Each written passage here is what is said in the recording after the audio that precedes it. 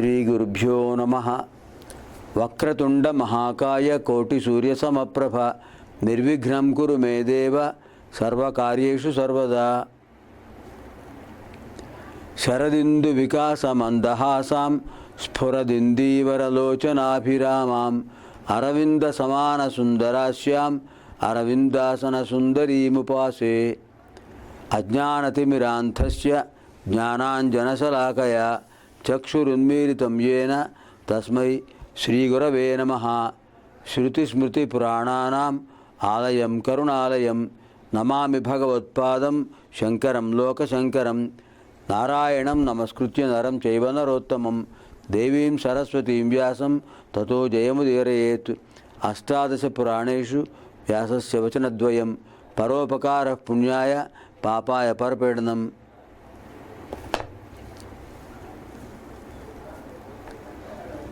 మద్వయం భద్వయం చైవ భ్రత్రయం వచతుష్టయం అనాపలింగ కూస్కాని పురాణాని పృథక్ పృథక్.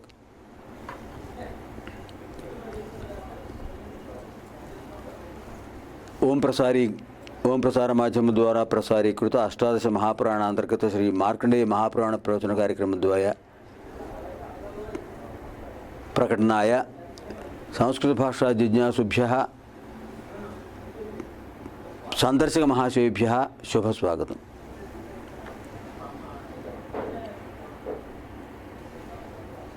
ह्यः कार्यक्रमे वैराग्यस्थिति हेतुः आयुर्भूतः अधीतः. अद्य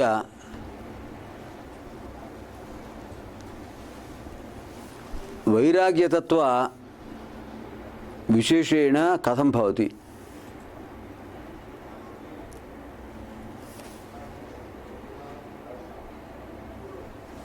वैराग्य भावनया मानवः कथं धन्यो भवति, सुकृतार्थः भवति, सुकृति भवति.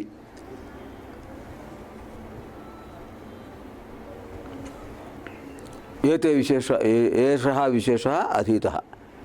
अद्य परिशिष्टांशः अध्येतव्यः.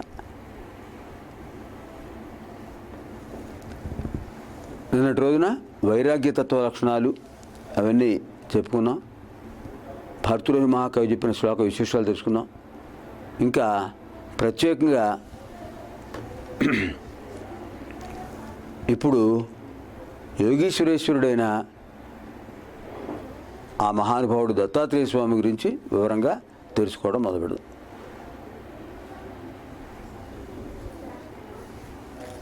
త్రిలోక సంచారి అయిన నారదుడు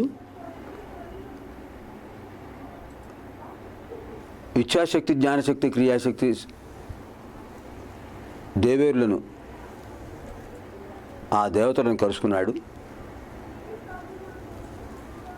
కలుసుకుని భూలోకంలో అనసూయాదేవి యొక్క వైభవం గురించి చెప్పాడు.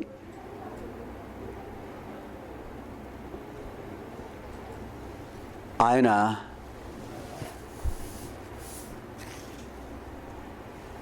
భూలోకంలో అనసూయాదేవి, అత్రి మహాముని ఎంత గొప్ప తపశ్శక్తి పొందారో, వాక్సిద్ధి పొందారో ఆ విషయాలు వివరించాడు.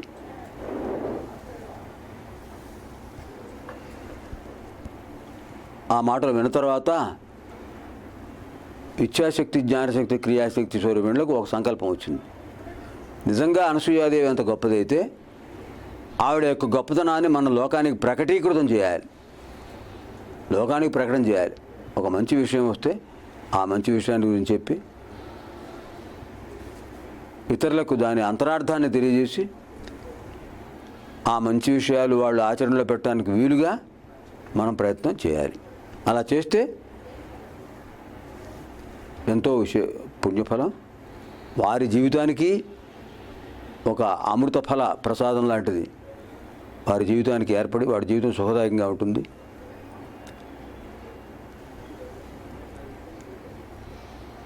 అందుచేత ఇక్కడ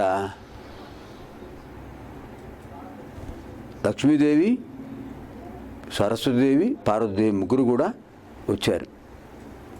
ముగ్గురు కూడా అక్కడ ఉన్నారు. నారదుడు దేవర్షి నారదుడు త్రిలోక సంచారి అక్కడికి వచ్చాడు. వచ్చి వీళ్ళ గురించి చాలా గొప్ప విశేషాలు చెప్పాడు, అనసూయాదేవి గురించి. అప్పుడు అనసూయాదేవి యొక్క గొప్పతనాన్ని మనం ప్రకటీకృతం చేయాలి, ప్రకటించాలి. ఆవిడికి పరీక్ష పెట్టాలి. ఆ పరీక్షలో ఆవిడ 100% ఉత్తీర్ణురాలైతే తప్పకుండా ఆవిడ గురించి మనం చెప్దాము అనుకున్నారు. తథైవ మహానుభావా అన్నాడు.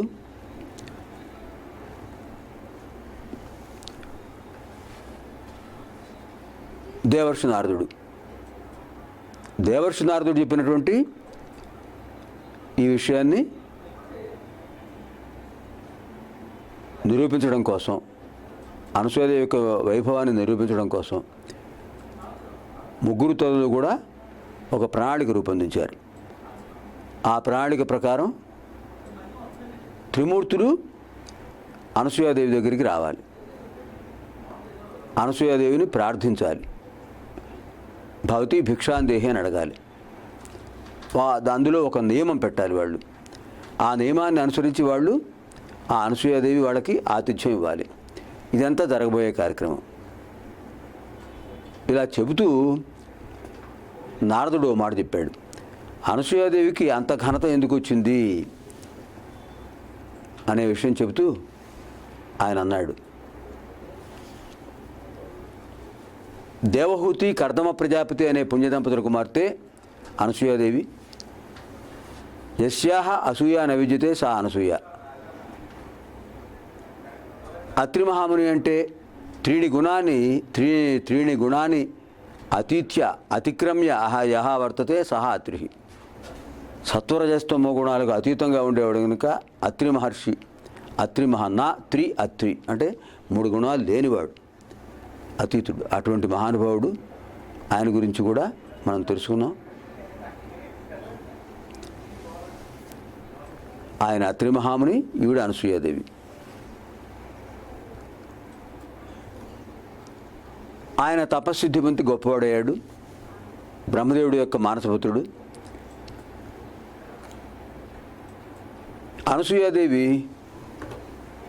భర్తను అనుసరిస్తూ కష్టేచ సుఖేచ పతిం యా అనువ్రతా భవతి అనుసృత్య నియమవతి భవతి సా అనసూయ పతివ్రత. కష్టసుఖాల్లో పతిని అనుసరించేటటువంటి నైపుణ్యం కలిగిన ప్రవర్తన కలిగిన స్త్రీ కౌసల్యాదేవి. అంటే కౌసల్యాదేవి ఎంత గొప్ప, శ్రీరాముడి తల్లిగా ఎంత ప్రసిద్ధి పొందిందో అనసూయాదేవి కూడా అంత ప్రసిద్ధి పొందింది. ఇక్కడ ఈవిడు కూడా భగవంతుడికి తల్లి అవుతుంది. ఆవిడ గురించి చెప్పేటప్పటికి ఆవిడకి ఎందుకు అంత గొప్పతనం వచ్చిందని అడిగారు వీళ్ళు. అడిగితే అప్పుడు నారదుడు చెప్పాడు, కౌశికుడు అనేటటువంటి ఒక బ్రాహ్మణుడు ఉండేవాడు. ఆ బ్రాహ్మణుడికి సుశీల అనే ఒక భార్య ఉంది. ఈ కౌశికుడు యజ్ఞయాగాలు చేస్తుంటాడు. సుశీల అటువంటి కార్యక్రమాల్లో సహకరిస్తూ ఉంటుంది. పూర్వజన్మకృత పాప ఫలితంగా కౌశికుడికి వ్యాధులు కలిగాయి. కుష్టు వ్యాధి, క్షయ వ్యాధి లాంటివి ఏర్పడ్డాయి. కదలలేకపోతున్నాడు, వినపడదు, సరిగ్గా కనపడదు. ఈ పరిస్థితిలో కౌశికుడికి మనస్సులో ఉన్న కోరికలు మాత్రం తగ్గలేదు. ఈ సందర్భంలో మనం చెప్పుకుందాం భర్తృహరి శ్లోకాన్ని. వలీభిర్ముఖమాక్రాంతం బలిదేనాంకితం శరః గాత్రాన్ని శిథిలాయంతే తృష్ణైకా తరుణాయతే. వయోపరిమితితో వయో వైవిధ్యంతో తేడా లేనటువంటి మనస్సు ఎప్పుడూ ఒకే రకంగా ఉంటుంది.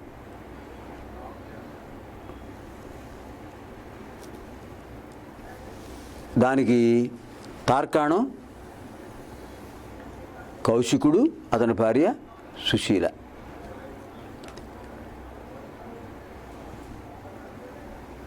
సుశీల తపశ్శక్తికి పొందింది, తపశ్సిద్ధి పొందింది.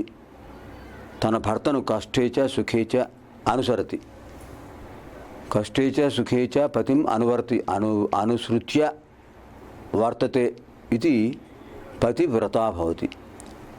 అందుకు సార్థకంగా ఉంది సుశీల. కౌశికుడికి వృద్ధాప్యం వచ్చింది, వ్యాధులు సంక్రమించే, సరిగా వినపడదు, కనపడదు. ఇటువంటి వృద్ధాప్య స్థితిలోకి వచ్చిన తర్వాత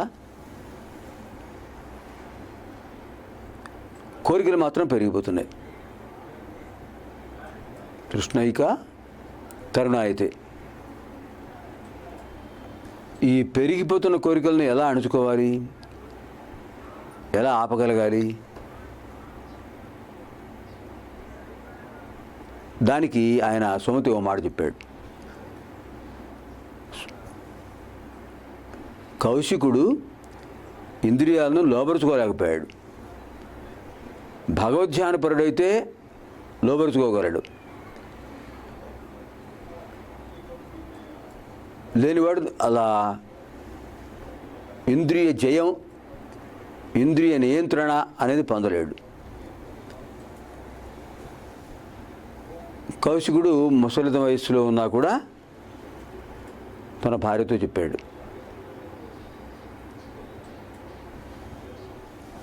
నాకు భౌతికమైన కోరికలు పెరిగిపోతున్నాయి, వాంఛలు పెరిగిపోతున్నాయి.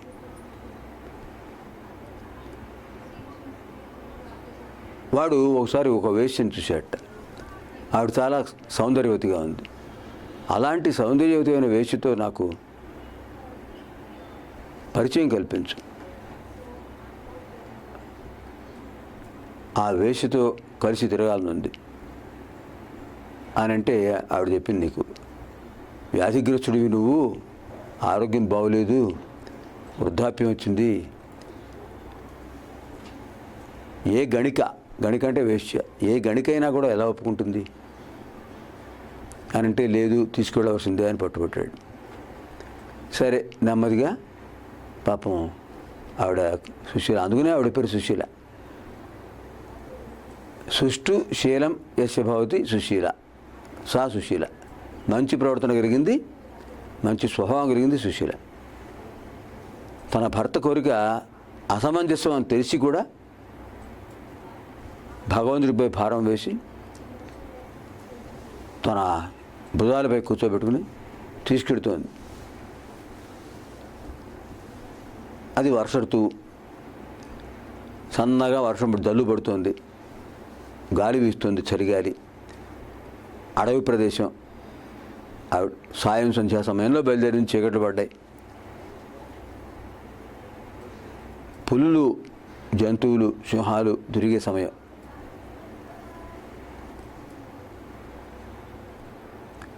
ఆ చీకట్లో తీసుకువెడుతోంది. అక్కడ ఒక ముని ఒక శూలానికి దిగబెట్టి ఉన్నాడు. ఆ ముని పేరు మాండవ్యుడు, మాండవ్య మహాముని. అతన్ని అణిమాండవ్యుడు అని కూడా అంటారు. ఈ అణిమాండవ్యుడిని ఒక శూలానికి దిగవేశారు. ఆ శిక్షలో ఉన్నాడు ఆయన. శూలానికి దిగబడి కూడా ఆయన తపస్సు చేస్తూనే ఉన్నాడు. ఆ శూలం యొక్క బాధ అదంతా కూడా దేహానికే, దేహికి కాదు కదా.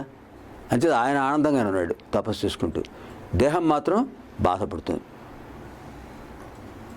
ఈ స్థితిలో చూశాడు.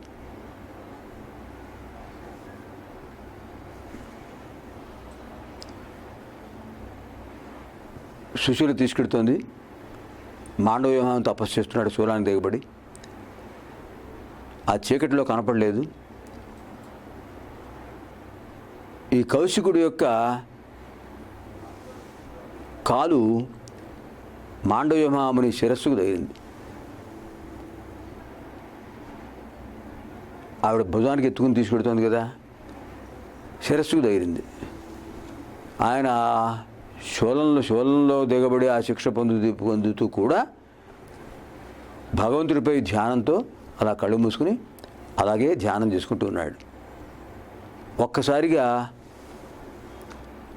తగిలేటప్పుడు శిరస్సుకి, శూలానికి దిగబడి ఉంది శిరస్సు కూడా. చాలా బాధ కలిగింది, ఎంతో బాధ కలిగింది, సహించడాన్ని బాధ కలిగింది. బాధ తనను ఏం చేయదు, బాధ దేహానికే కదా, ఆత్మకు కాదు కదా. ఆ స్థితిలో ఉన్నాడు కనుక ఆ స్థితిలో ఉన్నప్పటికీ తనకి బాధ కలిగించాడు, తన ధ్యానానికి భగ్నం కలిగించాడు, తపస్సుకు విఘాతం కలిగించాడు, ఏకాగ్రతకు అవరోధం కలిగించాడు అనే కోపంతో ఆ మాండవ్యుడు శపించాడు. ఎవరి పాదం అయితే నా శిరస్సుకు తగిలిందో వాడు సూర్యోదయంలోపు మరణిస్తాడు అని శపించాడు ఆయన. ఈ కథ అంతా ఎవరు చెప్తున్నారు? నారదుడు చెప్తున్నాడు, ముగ్గురు తల్లులకు చెప్తున్నాడు. మరి కౌశికుడి కథకిను అనసూయాదేవికి కథకి ఏమిటి సంబంధం ఉన్నది కనుకనే ఆయన చెప్తున్నాడు. సుశీల విన్నది ఆ మాటలు. మహానుభావుడు ఆయన, సామాన్యుడు గాడు. మాండవ్య మహాముని అంటే యమధర్మరాజునే శపించిన వాడు, అలాంటివాడు. ఎందుకు ఆ శిక్ష పడింది అనేది ఒకసారి మనం పూర్వ వృత్తాంతం జ్ఞాపకం చేసుకుంటే తెలుస్తుంది. ఈయన వింధ్య ప్రాంతాల్లో ఆశ్రమాన్ని నిర్మించుకుని ఆ కుటీరానికి ముందు కుటీరం నిర్మించుకున్నాడు ఆయన. ఆ కుటీరానికి ముందు ఒక వేదిక మీద కూర్చున్నాడు, తపస్సు చేస్తున్నాడు, ధ్యానంలో ఉన్నాడు, తపస్సు చేస్తున్నాడు. అటువైపుగా కొందరు రాజభటులు దొంగల్ని తరుముకుంటూ వస్తున్నారు. ఈ దొంగలు రాజుగారి అంతఃపురంలో దొంగతనం చేశారు. ఎన్నో విలువైన నగలు, ఆభరణాలు తీసుకొచ్చారు. అవి తీసుకుని వీళ్ళు వస్తున్నారు, వెనకాల వాళ్ళు వస్తున్నారు, తరుముకుంటూ వస్తున్నారు, వీళ్ళు పెరుగుతుంటూ వస్తున్నారు. వీళ్ళు ఏం చేశారు? ఈ ఆశ్రమ ప్రదేశంలో చూశారు. ఆశ్రమ ప్రదేశం చూసి వాళ్ళు దగ్గరికి వస్తున్నారు. రాజభటులు పట్టుకుంటే ఇంకేం లేదు, శిక్ష వేసేస్తారు, ఉరి శిక్షే. అందుకోసం తప్పించుకునే అవకాశం లేక ఈ నగలతో సహా మాండవ్య మహాముని యొక్క కుటీరంలో ప్రవేశించారు, లోపల దాక్కున్నారు. అలా వాళ్ళు రావటం, ఆ కుటీరంలో దాక్కోవడం చూశారు రాజభటులు. వాడు దగ్గరికి వస్తున్నారు కదా, చూశారు వాళ్ళు. మాండవ్య మహాముని ధ్యానంలో ఉన్నాడు. లోపలికి వెళ్ళారు. దొంగలు వాడు దోచుకున్న నగలు చూశారు. వాళ్ళు బంధించారు. వాళ్ళని బంధించి వాడు చేసిన పొరపాటు ఏంటంటే, మాండవ్య మహాముని కుటీరంలో వీళ్ళు ప్రవేశించారంటే ఆయనకి వీళ్ళకి బాగా పరిచయం ఉంది, లేకపోతే అంత చనువుగా లోపలికి వెళ్ళగలరు? ఈ దొంగలకి ఆయనకి సంబంధం ఉంది, వాళ్ళతో కలిసిన వాడే అయి ఉంటాడు. ఈయన కూడా ఏదో తపస్సు చేస్తున్నాడు, దొంగ తపస్సు అనుకుని ఈయన్ని కూడా బంధించారు.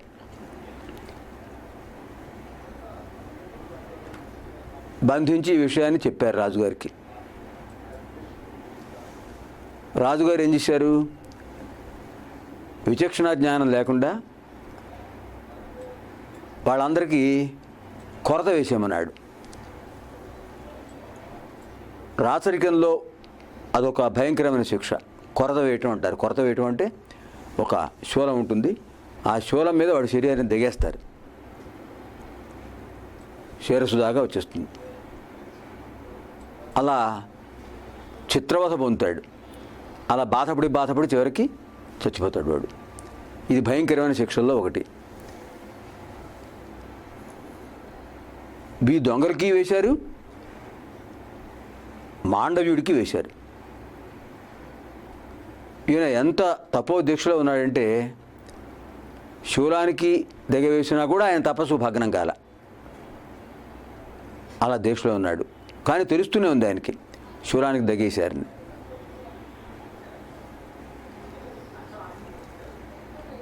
కొన్ని రోజులు అయిపోయింది. ఒకరోజు కొంతమంది ఋషులు అటు వచ్చారు, చూశారు. పాపం పూర్వజంలో ఏం తప్పు చేశాడో మా మాండవుడికి శిక్ష పడింది అని పాపం అనుకుంటూ వాళ్ళు ఇతనికి తపస్సుకు భగ్నం కాకుండా ఈ శూలాన్ని తీసేసి మహారాజు ఇతన్ని ఆదరిస్తే బాగుండు అనుకున్నారు. వెళ్ళిపోయారు. వీళ్ళ మంచి భావన కారణంగా తర్వాత జరిగింది.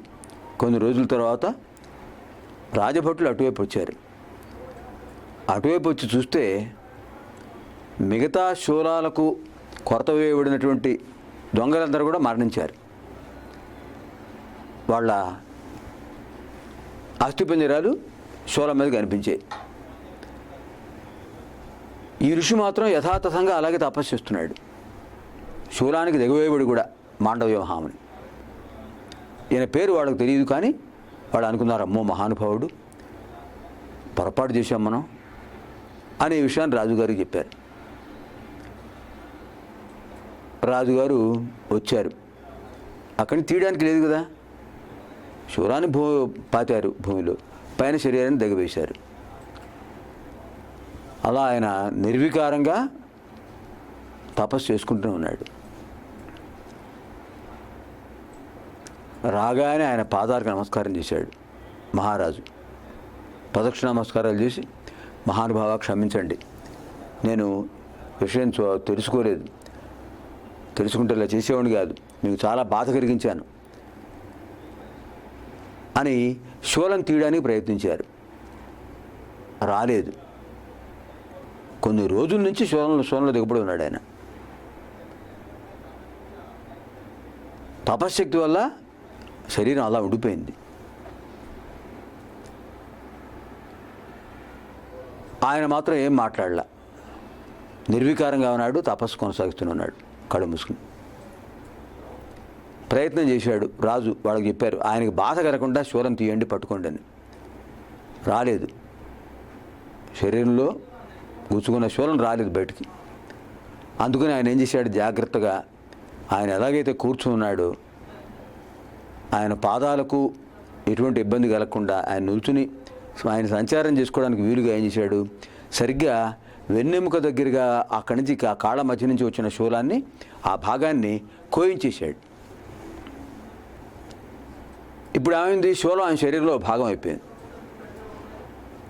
శరీరంలో ఒక భాగంగా ఉన్న శూలంతో మాండవ్యుడు సంచారం చేస్తున్నాడు. కొంచెం తపస్సుకి విరామం కలిగినప్పుడు కందమూల ఫలాలు ఆహారంగా తీసుకోవడానికి వెళ్ళేవాడు, అలా వచ్చేవాడు. ఇది ఇలా జరుగుతోంది. ఇలా వేయబడిన శూలంతో సంచరిస్తున్నాడు కనుక ఏంది అణిమాండవ్యుడు అని కూడా చెప్పారట. అణిమాండవ్యుడు మహాభారతంలో చాలా బాగా వివరించారు, మనకి ఇక్కడ సూక్ష్మంగా చెప్పారు ఆ విషయం. అలాంటి వాడు ఆయన. అలాంటి వాడు ఆయన ఏం చేశాడు, ఒకసారి తన యోగ బలంతో, తన తపశ్శక్తితో, యోగాభ్యాసంతో యమధర్మరాజు దగ్గరికి వెళ్ళాడు. అడిగాడు ఆయన్ని, ఎందుకు నాకు ఈ శిక్ష వేశావు? ఆయన ఎవరిని తప్పుపట్టలేదు, రాజభటులను తప్పుపట్టలేదు, రాజుగారిని తప్పుపట్టలేదు.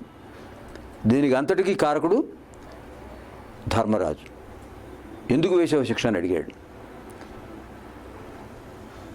ఆయన చూశాడు, ఓ మహర్షి, బాల్యంలో నువ్వు తప్పు చేసావు, ఆ చేసిన తప్పుకు శిక్షగా ఇప్పుడు నీకు శిక్ష పడింది. ఈ శిక్ష నువ్వు బాల్యంలో చేసిన తప్పిదానికి ఫలితం. ఏం చేసావు చిన్నప్పుడు? నువ్వు 5 ఏళ్ల వయసులో పిల్లలందరితో ఆడుకుంటూ ఒక మిడతను తీసుకొచ్చావు, శలభం అంటారు. ఆ మిడతను తీసుకొచ్చేసి దాని తోకకు, దాని తోక చివర దర్భపుల్ల లాంటిది, సన్నటి దర్భపుల్లను దాని తోక దగ్గర గుచ్చావు.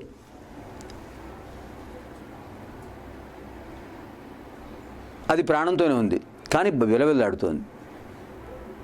అది అలా విలవిల్లాడుతుంటే నువ్వు భలే భలే బాగుందంటూ నవ్వుతూ దాన్ని బాధించావు. అలాగే మరో శలభాన్ని కూడా బాధించావు. దాని తోకకి పుల్ల గుచ్చి బాధించావు కనుక ఆ శిక్ష నీకు ఇలా వచ్చింది. తత్ఫలితమైనటువంటిదే ఈ శిక్ష అని చెప్తే అప్పుడు అన్నాడు ఆయన. మాండవ్యుడు శాసనం చేశాడట. ఆయన తపశ్శక్తి గలవాడు కనుక ఆ శాసనం చేశాడు. 12 సంవత్సరాల లోపు పిల్లలు ఏది చేసినా కూడా వాళ్ళకి అంటదు. అది అజ్ఞానంతో చేసిందే. అలా చేయకుండా చూడవలసిన బాధ్యత తల్లిదండ్రులది. ఈ పాప ఫలితం తల్లిదండ్రులకే చెందుతుంది కనుక వీళ్ళకి చెందకూడదు అని శాసనం చేసేట. మాండవ్య శాసనం అంటారు. చెప్పి ఆయన ఇంకో మాట అన్నాడు. అనవసరంగా నా తపస్సుకు ఆటంకం కలిగించావు, భగ్నం చేసావు. నేను ఆ శూలంతోనే తిరుగుతున్నాను. ఇలా నాకు శిక్ష వేయించావు కనుక నువ్వు ద్వాపరయుగంలో మానవుడిగా జన్మిస్తావు అని శపించాడు. ఆ శాప ఫలితంగానే విదురుడుగా జన్మించాడు ధర్మరాజు. ఇంత కథ ఉంది దీని వెనకాల. విదురుడుగా అలా జన్మించడానికి కారణం ఇది. ఈ విశేషాలను కూడా మనం రేపటి కార్యక్రమంలో అధ్యయనం చేద్దాం. పునర్మిలామః శ్వః. అపుత్రా పుత్రిణః సంతు పౌత్రిణః అధనాः సధనాः సంతు జీవంతు శరదాం శతం. సర్వేత్ర సుఖినః సంతు సర్వే సంతు నిరామయాః. సర్వే భద్రాణి పశ్యంతు మా కశ్చిద్ దుఃఖభాగ్ భవేత్. ఓం పూర్ణమదః పూర్ణమిదం పూర్ణాత్ పూర్ణముదచ్యతే పూర్ణస్య పూర్ణమాదాయ పూర్ణమేవావశిష్యతే. సహనా భవతు సహనౌ భునక్తు సహ వీర్యం కరవావహై తేజస్వినావధీతమస్తు మా విద్విషావహై.